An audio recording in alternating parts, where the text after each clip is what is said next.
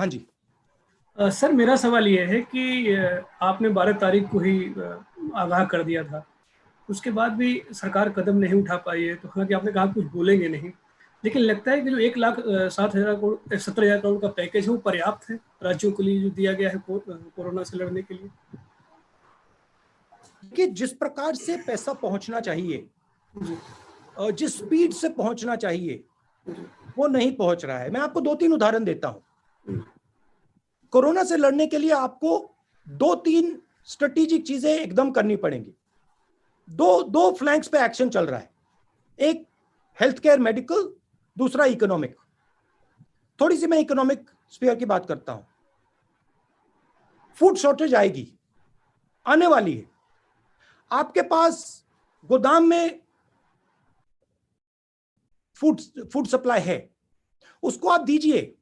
एकदम आप गरीब लोगों को फूड सप्लाई देना शुरू कीजिए। बहुत सारे गरीब लोग हैं जिनके पास राशन कार्ड नहीं है, उनको भी इंक्लूड कीजिए। तो फूड का एक सेफ्टी नेट तैयार कीजिए। न्याय योजना, डायरेक्ट पैसा 20% सबसे गरीब लोगों के बैंक अकाउंट में डालिए।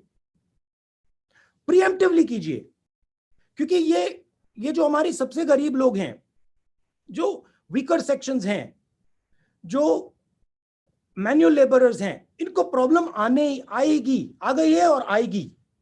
तो प्रीएम्प्टिवली फूड नेट बनाइए। मिनिमम न्याय योजना नाम मत यूज कीजिए, कोई और नाम दे दीजिए, बट मिनिमम फाइनेंशियल नेट तैयार कीजिए। बेरोजगारी आने वाली है, शुरू हो गई है, और जबरदस्त तरीके से लोग बेरोजगार होंगे। ठीक है, सेंट्रल जो रोजगार देते हैं कौन है? SME, small and medium industry. उनके लिए आप एक डिफेंसिव पैकेज तैयार कीजिए, उनको प्रोटेक्ट करने का एक पैकेज तैयार कीजिए। हमारी ऐसी कंपनीज हैं जो कनेक्टेड कंपनीज हैं, स्ट्रेटेजिक कंपनीज हैं, बड़ी कंपनीज हो सकती हैं, उनके लिए आप प्रोटेक्शन तैयार कीजिए। तो ये हुई इकोनॉमिक साइड पे। अब डिजीज साइड पे आप लॉकडाउन के बाद आपकी एग्जिट स्ट्रेटेजी क्या होगी?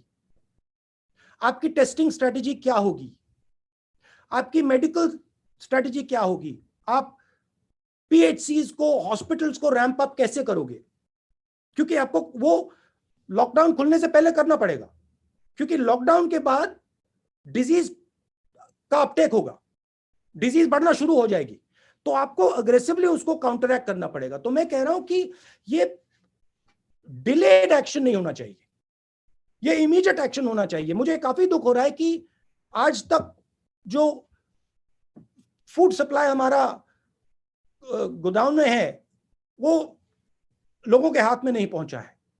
मुझे थोड़ा डिस्कंफर्ट हो रहा है कि जो हमारी स्मॉल एंड मीडियम इंडस्ट्रीज हैं, उनको आज मालूम हो जाना चाहिए कि उनके लिए क्या किया जा रहा है, क्योंकि ये अब नेशनल इशू है, सिक्योरिटी इशू है।